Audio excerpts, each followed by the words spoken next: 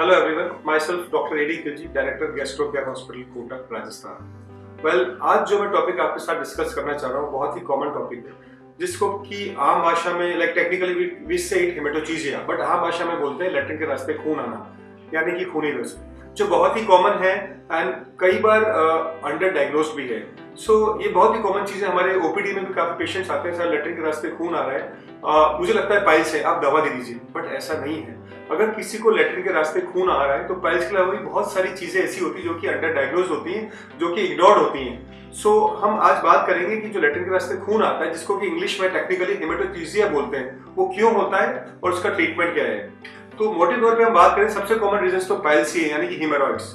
But इसके अलावा जो कुछ और इंपॉर्टेंट कॉमन रीजन है, उसमें एक होता है कोलाइटिस।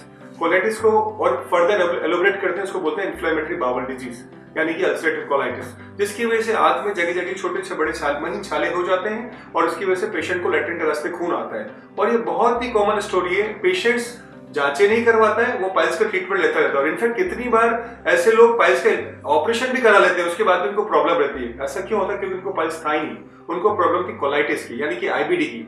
उसको डायग्नोस करने के लिए हम कुछ इन्वेस्टिगेशंस करते हैं, डायग्नोस करते हैं और फिर उसका ट्रीटमेंट करते हैं।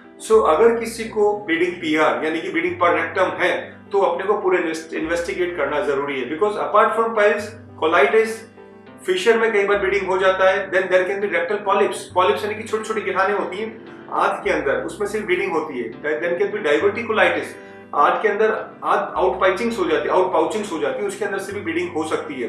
देन इसके अलावा कुछ और मिसलेनियस रीजंस हैं, जैसे अगर कोई आदमी एस्पिरिन खा रहा है या कोई दर्द की दवा खा रहा है, उसकी वजह से महीन महीन छाले हो जाते हैं, इसको हम बोलते हैं एंसेट्स रिलेटेड कोलोपैथी, उसकी वजह से ब्लीडिंग होता है। और ऑफ कोर्स कैंसर, जी हाँ, कैंसर से भी ब्लीडिंग होता है। तो आई मीन टू से, अगर किसी को लैट्रिन के रास्ते ब्लड आता है तो उसको इग्नोर नहीं करें, अपने डॉक्टर या गैस्ट्रोएंटरोलॉजिस्ट को दिखाएं। इसमें एक छोटा सा जांच होता है जिसको हम बोलते हैं सिग्मोइडोस्कोपी।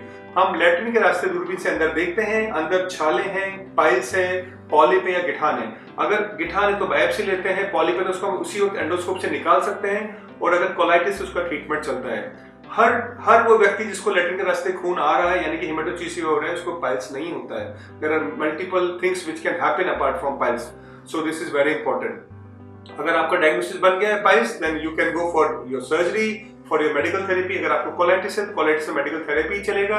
अगर आपके पॉलिप है तो पॉलिप को हम एंडोस्कोपिक पॉलिपेक्टमी के द्वारा निकाल लेते हैं।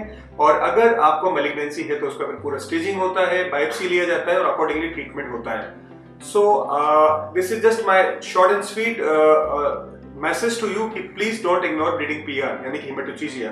अगर किसी को है तो उसको थॉरोली इवैल्यूएट कराएं। पाइल्स के अलावा भी बहुत सारी चीजें हैं जिससे कि ब्लीडिंग पीआर हो सकता है। थैंक यू, जय हिंद। दिन भर की सारी अपडेट्स के लिए सब्सक्राइब करें भारत कवरेज को, और हाँ, बेल आइकन दबाना ना भूलें ताकि आप रहे अपडेटेड हमेशा।